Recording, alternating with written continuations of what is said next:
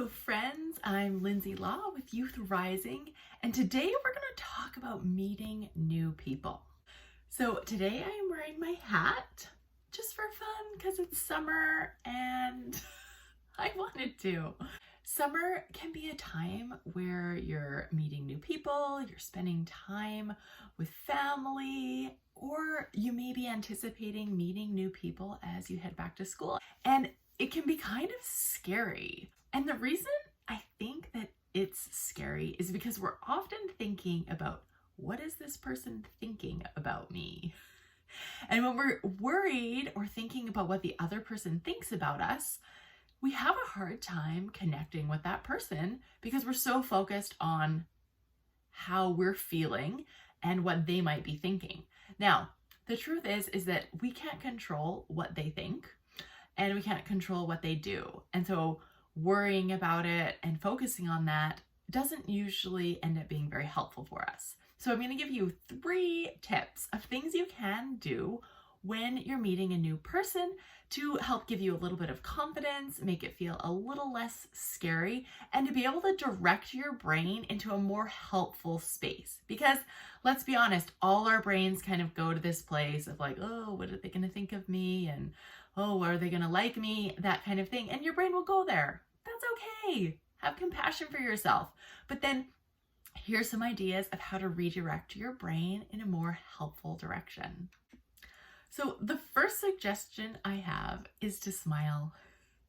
I know it seems so simple, but when you're smiling, there are certain hormones that are released in your body that make you feel good. And when you're smiling, people are more likely to want to come talk to you or feel welcome in your space. So let's just try that. What if I'm looking at you like that? Are you going to want to come over and talk to me? Probably not. How about this? It's just way more inviting and it just makes you feel better. So start out by smiling. The second thing you can do is, as you're chatting, try and figure out something you guys have in common. So maybe you've visited the same place, like on your travels. Maybe you have the same number of siblings. Maybe you go to the same school. Maybe you both play the violin. Anyway, just really, as you're talking, try and ask questions and search for things that you might have in common. And it can almost become a little bit of a game. See how many things that you can find in common with that person. Again, this gets your brain focused on that person and not worrying about what they might think about you.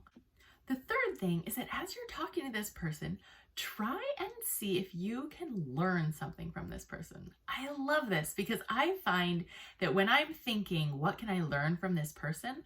I always walk away having learned something. So maybe it's a new way of looking at a situation or a new way of looking at something about the world. Maybe you learn about something in your community that you didn't know about and you can now take advantage of. And when you're focused on learning something from this person, you're less likely to be concerned about what they may think about you, how you're saying things, because you really are just engaging with that person and trying to learn. So try these 3 tips. Let me know in the comments below if any of these things worked for you, made you feel a little more comfortable meeting someone new, or gave you a little bit more confidence to go over and start talking to someone. Because the great thing is that meeting new people can lead to amazing friendships. And if you want to feel more confidence, I am your girl.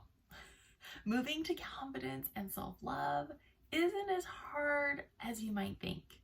And I teach tools that kind of create this compassion and courage and connection so that you can move forward in the ways that you want to with confidence and love for yourself no matter what. Check in the description below to find out how you can work with me.